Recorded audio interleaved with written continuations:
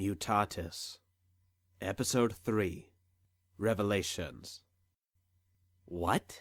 What's a lie? I was just stunned by what Jeremy said. It was a lie?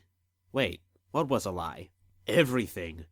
At the expense of sounding crazy, which I guess is too late right now. You were too late years ago. Thought so.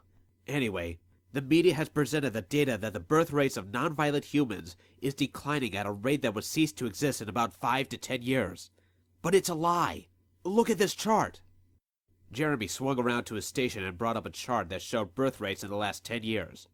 Violent birth rates are, well, violet, and the non-violent are gray. Notice anything? I took a look and saw something. At the beginning, the violet bar is nearly at the top, while the gray bar is at the bottom. But as the years went on, the violet bar started to shrink, while the gray bar grew. Jeremy, is this accurate? Is this even true? It is. I was able to gain access to a government server and access their files. This was one of the many data files I found while snooping around. Why did you do that? Why would you take such a risk?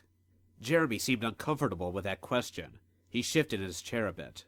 I'll explain that later. But there was something else I found as well. A few keystrokes later, and another chart came up. This one titled, Documented Acts of Primal Aggression? Yeah. You know that violets are more prone to violence? Yeah, but it's always against non-violent humans. Take a good look at that chart. What do you see? I took another look and saw a chart with 3 bars. One black, one violet, and one gray. The gray and black bars were pretty high, while the violet was small. But again, the bars shrank and grew respectively. What do these mean? The gray bar is violent attacks on non-violent humans. The black bar are attacks that the public are informed of. Those two are about the same height at the beginning. The purple one is violent on violent attacks. Attacks? Yeah, you can see that the bars change when time goes on, right? Are you saying that the violets are attacking each other? Yeah. But why hasn't the media covered these attacks? This is big news. We all know the violets never attack each other. They're like chemically wired to attack only non-violents. In the past, yes, but a few more keystrokes and some medical documents, scientific papers, and brain scans came up on the smaller monitors. There's been a change. An actual biological change. Or was it anatomical? Whatever. The fact is that the violets are now genetically predisposed to violence in general, no matter the race. This was big. Really big. For the first time in my life, I have never felt smaller than I am now, and I worked for a complete douche. Something was going on. Something that made my mind go blank because of, well, everything. Speaking of which, wait, what does this have to do with what happened to me this morning? What does any of this have to do with what happened to me? Jeremy got really uncomfortable.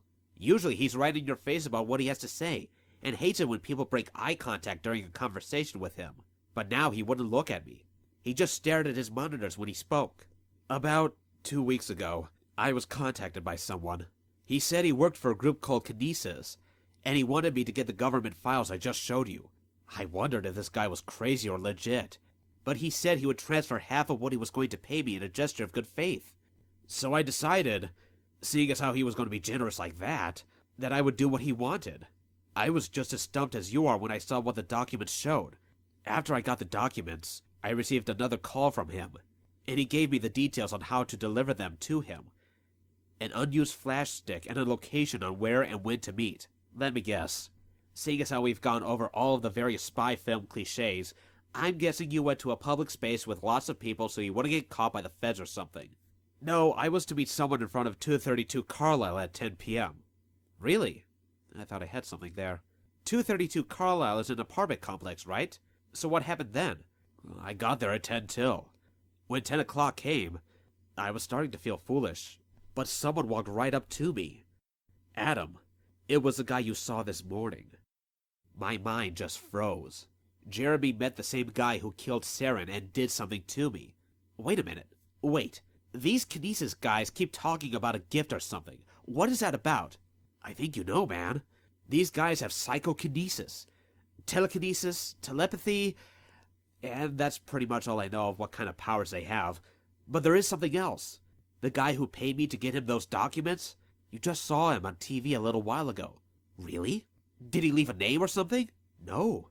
He just introduced himself as someone who has been oppressed by the animals for far too long, or something like that. And that guy you met, what did he do? Oh man, I forgot. Jeremy became quiet again. That usually means something bad happened. After I gave him the flash stick, he went on about our time is nigh BS, and then he poked my forehead, which left me a wicked migraine. Same here.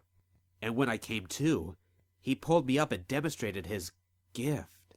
Jeremy became quiet again, and when he spoke, it was barely a whisper. He just lifted his hand, and the building shook violently, and then it just collapsed. I could hear the people inside screaming as it happened. We were both quiet for some time. I saw someone die this morning, but Jeremy heard several people die. I don't know whether mine is worse or his. What happened then?